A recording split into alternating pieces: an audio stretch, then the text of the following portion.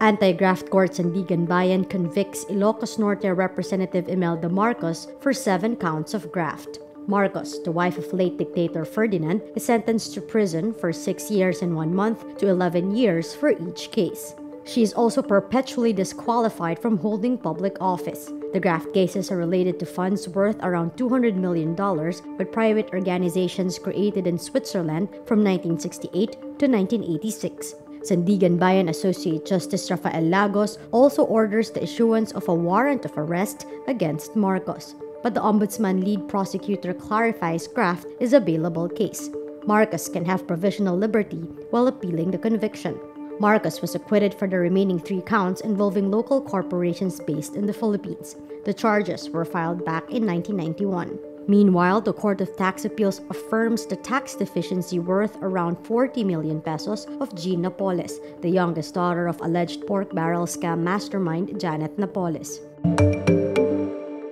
Senate President Tito Sotto says China recognizes the West Philippine Sea belongs to Manila, despite operating 3 weather stations in the area.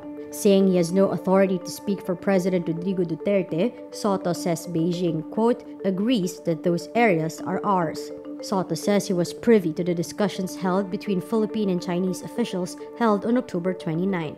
Chinese Foreign Minister Wang Yi was in Davao City at that time. Sotto says, slowly, we are realizing the fact that they do agree that those areas are ours. He says it was established in the meeting that any actions in the disputed islands must be made known to the Philippine government. And should there be explorations in the area, Sotto says the 60-40 scheme in favor of the Philippines must be followed. Sotto says discussions on the matter are now at the 2 presidents' level. He adds the Duterte government knows about the 3 Chinese weather stations reportedly built in Philippine-claimed reefs.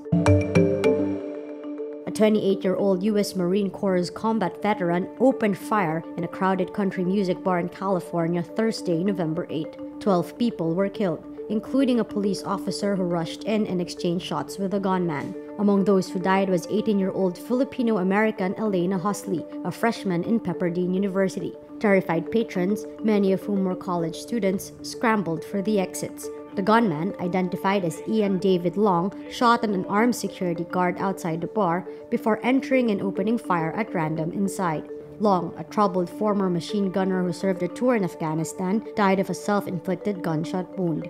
I saw a gentleman walk in like a black outfit, just like a quick disguise, had glasses, black shirt, and then he just pulled out a gun, started shooting, and I saw the first 2 shots that was at a girl that was working the front desk.